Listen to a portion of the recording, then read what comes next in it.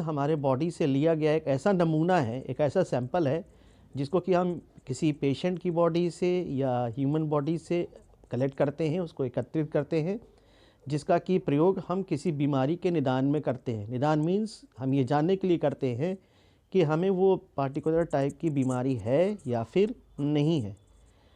ये एक छोटा सा नमूना है जो ह्यूमन बॉडी से कलेक्ट किया जाता है और फिर आगे उसका टेस्ट परफॉर्म किए जाते हैं। अलग अलग तरीके के टेस्ट होते हैं जिससे हम ये जान पाएँ कि हमें कोई एक बीमारी है या फिर नहीं।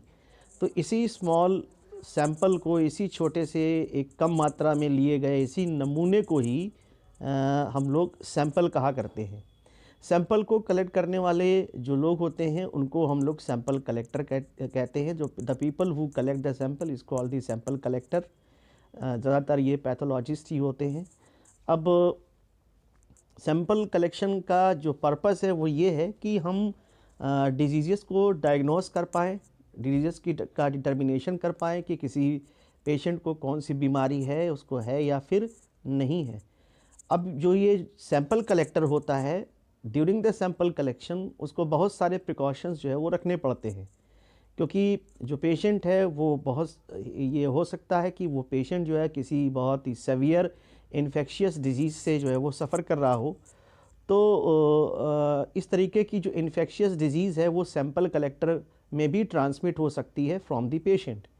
सबसे पहली बात तो उस सैंपल कलेक्टर को अपना खुद का प्रिकॉशन रखना है कि during the collection of sample infection उस तक ट्रांसमिट ना हो, क्योंकि अगर सैंपल कलेक्टर तक during the collection of specimen sample collector तक अगर इन्फेक्शन ट्रांसमिट हो गया तो ये स्पेसिमेन फिर हॉस्पिटल में और हॉस्पिटल के बाहर स्प्रेड हो सकता है। तो सैंपल कलेक्टर को बहुत ज़्यादा सावधानियां बरतनी पड़ती हैं during the collection of the specimen. अब क्या क्या सावधानियां बरतनी पड़ती हैं सैंपल कलेक्टर को during the collection of sample, वो हम लोग आगे अपने इन वीडियोज़ में इसकी जानकारी लेते रहेंगे। मैं आपसे रेगुलर आपके साथ बना रहूँगा और आपको इन सब चीज़ों की जानकारी देता रहूँगा। अब बॉडी से कौन कौन से सैंपल हम लोग कलेक्ट करते हैं for the diagnosis of the disease, यानी किसी बीमारी के निदान के लिए किस किस तरीके के सैंपल्स का कलेक्शन किया जाना चाहिए। तो देखिए, बेसिकली सैंपल्स तो स्पेसिमेंस तो दो तरीके के होते हैं, रिस्पायरेटरी स्पेसिमेन और नॉन रिस्पायरेटरी स्पेसिमेन। जो रिस्पायरेटरी स्पेसिमेन होता है वो पार्टिकुलरली स्पुटम होता है। स्पुटम जो कि हम लोग डीप ट्रैकिया से या लोअर रिस्पायरेटरी ट्रैक्ट से कलेक्ट करते हैं। कभी कभी ये कंफ्यूज हो जाते हैं लोग कि पेशेंट को अगर हम थूक उसकी कलेक्ट करेंगे, पेशेंट को हम कहेंगे कि वो स्पिट ऑफ करो और उसको हम लोग सैंपल बॉटल में कलेक्ट कर लेंगे तो वो स्पेसिमेन हो जाएगा हमारा, यानी रिस्पायरेटरी स्पेसिमेन हो जाएगा। तो ये गलत होगा। उस दौरान हम केवल पेशेंट का सलाइवा ही कलेक्ट करेंगे। सलाइवा एज सच जो है वो एक रिस्पायरेटरी स्पेसिमेन नहीं हो सकता। अब तो फिर स्पुटम क्या है?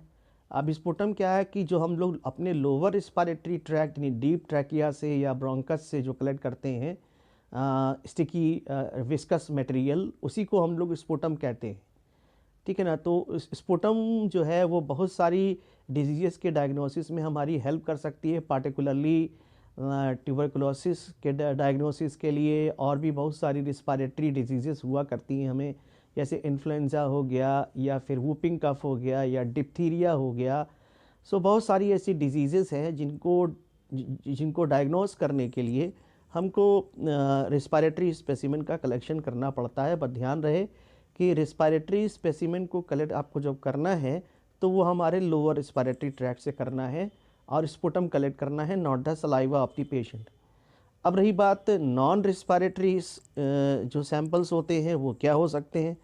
तो जो सैंपल्स होते हैं वो ब्लड या ब्लड के कंपोनेंट्स, होल ब्लड हो सकता है या ब्लड प्लाज्मा हो सकता है या फिर ब्लड सीरम हो सकता है।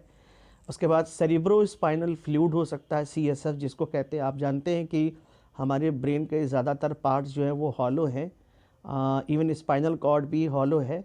ब्रेन की जो हॉलो कैविटीज़ होती हैं उनको हम लोग वेंट्रिकल्स कहा करते हैं और उन वेंट्रिकल्स में एक फ्लूइड भरा होता है जिसको हम लोग कहते हैं cerebro spinal fluid, CSF। The same fluid is filled in the hollow cavity of the spinal cord.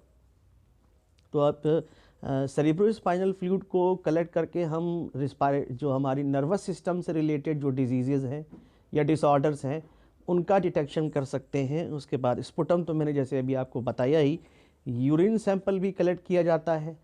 Patient को जो है सैंपल कलेक्शन की बॉटल दे दी जाती है और उससे कहा जाता है कि सुबह सुबह जो फर्स्ट यूरिन होती है उसको कलेक्ट करके लाए।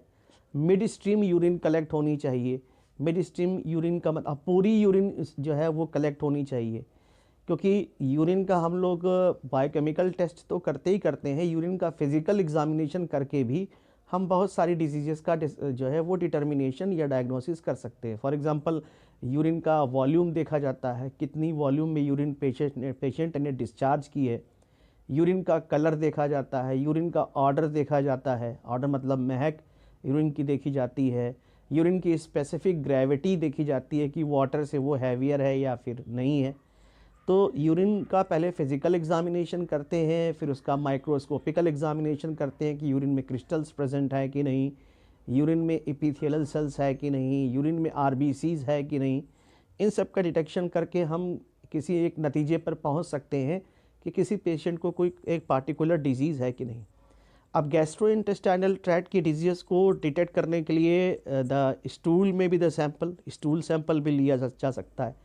थ्रोट स्वैब हमने आपको बता दिया कि आप अपने नेज़ल कैविटी में से जो उसका म्यूकस होता है उसको निकाल करके आप टेस्ट कर सकते हैं। बोन मैरो का भी आप एग्जामिनेशन कर सकते हैं for the detection of various types of diseases and even rectal swab का भी यूज़ कर सकते हैं। स्किन सैंपल्स भी यूज़ होते हैं कुछ खास केसेस में, जैसे कि ड्यूरिंग द फंगल इन्फेक्शन आप स्किन स्क्रैच का ये स्क्रैच ले लेते हैं, नहीं कि जो स्किन है उसकी खरोचन ले लेते हैं और उसका फिर माइक्रोस्कोपिक एग्जामिनेशन करते हैं, जिससे कि हमें ये पता लग पाए कि वाकई में ये इन्फेक्शन है हमें या फिर नहीं।